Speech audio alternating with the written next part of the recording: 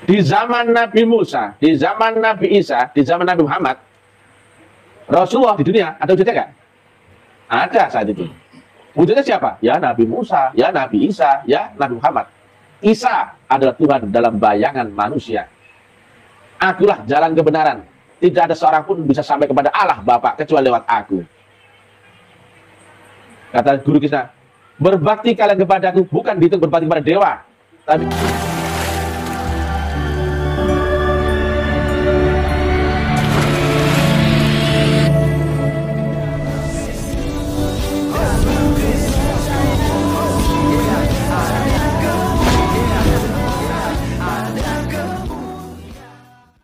Salam Alechem Bishem Yeshua HaMashiach. Salam damai sejahtera di dalam nama Tuhan Yesus Kristus untuk kita semua.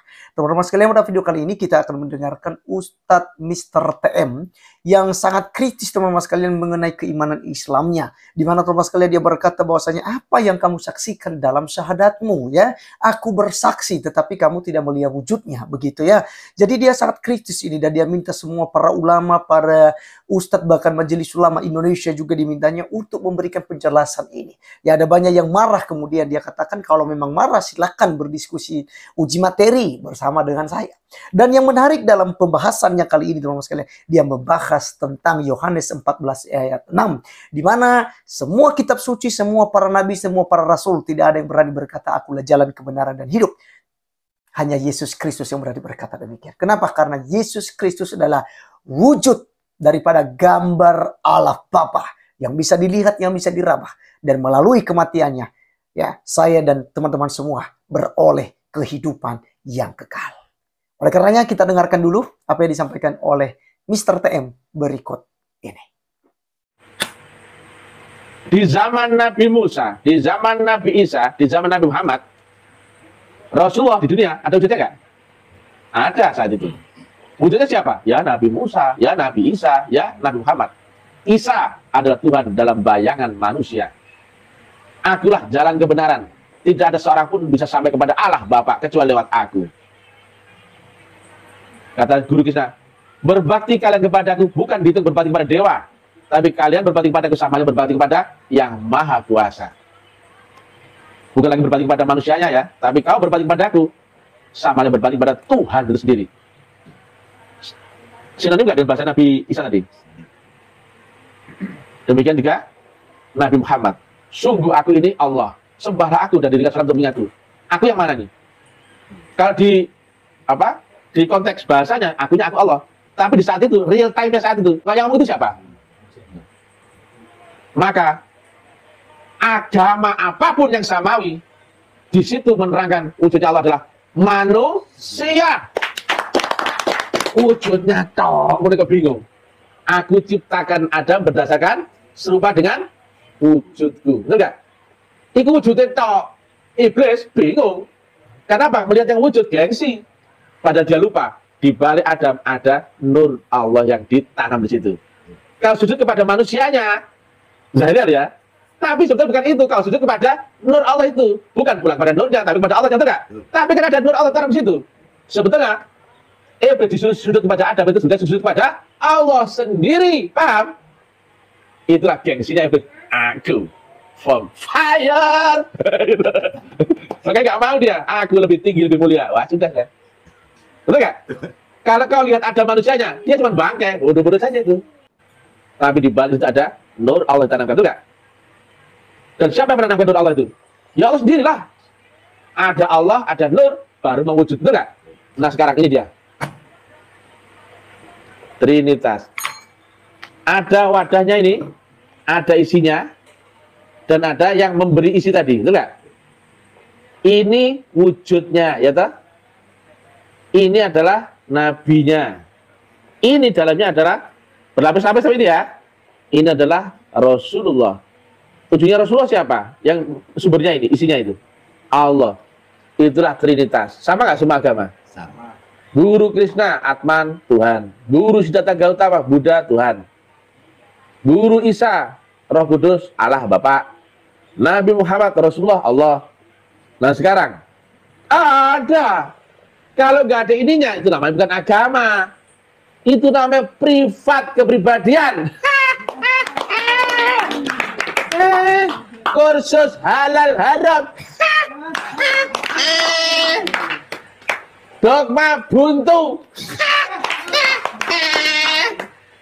Makanya sekarang kau tahu, kau paham, kau ngerti, kau tahu, kau berpengetahuan, ya, kau bisa ucapkan, bisa, kau paham artinya, bisa. Nah, sekarang kau praktekkan, gak bisa, budak ini, betul nggak?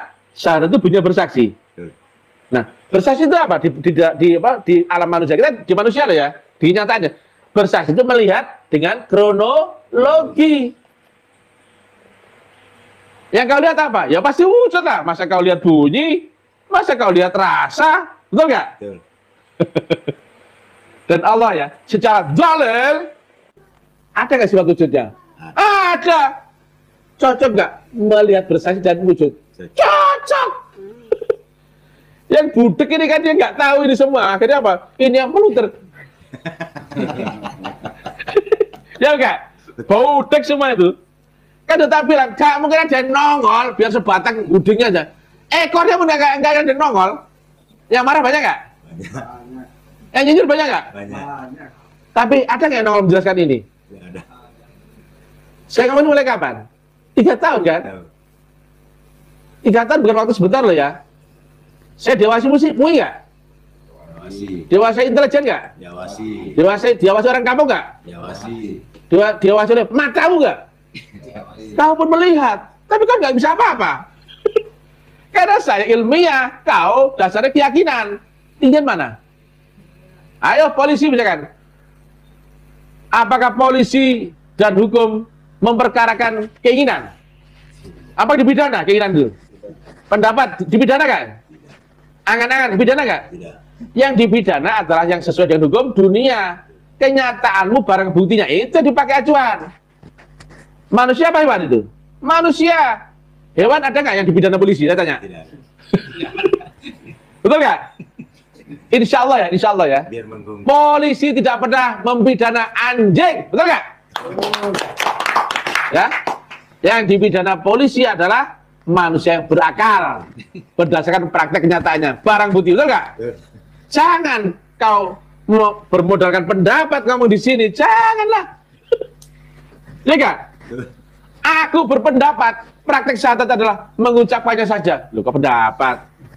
Aku berpendapat bahwa syahadat itu adalah yakin. Loh, kok berpendapat kok yakin? Aku berpendapat bahwa syahadat itu adalah seolah-olah kita menyaksikan. Loh, kok seolah-olah? Ingat ya, kita di alam manusia, goblok. Betul nggak? Astaga, kau itu. Kamu tak pernah keluar daripada dogmamu. Di mana kita? Dunia apa kubur? Dunia. Kubur apa dongeng? Dongeng apa khayal? Khayal mimpi? Dunia kan? Dunia. Maka hukum dunia nyata nggak? Nyata. Pakai panca indera nggak?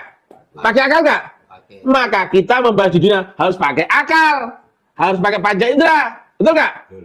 Jangan pakai khayalan. Astaga, minus ini Allah.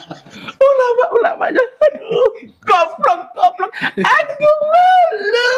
Kesian dulu. Apalagi ada YouTuber, Dodi, aduh.